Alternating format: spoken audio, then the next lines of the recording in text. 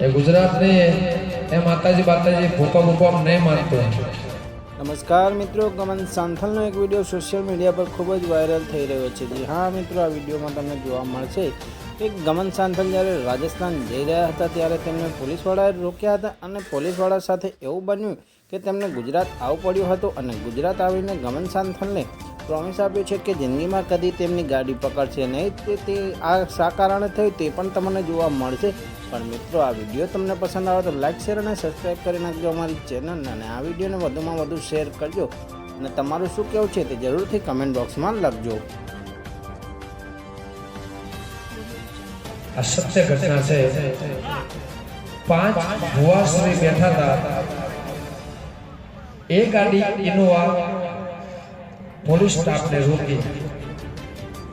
અમારા લક્ષ્મણભાઈ 1 કલાક સુધી ઊભા રહ્યા. અમારા ભુવાજી હતા એ પણ ઊભા રહ્યા. એમને એવું કીધું કે અમે રબારી છે, એને માન્યું નહીં. આ સત્ય ઘટના છે. વઢવાણની સોગંદ. એને એવું કીધું કે તેરા એ ગુજરાત નહીં, એ રાજસ્થાન નહીં. એ ગુજરાત નહીં, એ માતાજી બાતાજી ભૂકા ભૂકા નહીં માનતો. એટલે અમારા લક્ષ્મણભાઈ એવું કીધું કે વાંધો નહીં સાહેબ, આ પૈસા લઈ લો, તમને આપ્યા. પણ હવે જોઈએ છે કે તમે ગુજરાત આવો છો, અમે રાજસ્થાન આવીએ છીએ. આટલું કહીને ઘરે આવ્યા. સાંજે એને એક્સિડન્ટ થયું.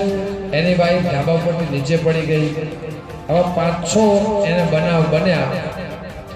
એ માતાજીને પકડ એવું નથી કે મારી ગાડી પકડી, ના, મારા ભુવાજી હતા એને એવું કીધું હું માતા બાતાને માનતો નથી. હેરાન થઈ ગયું.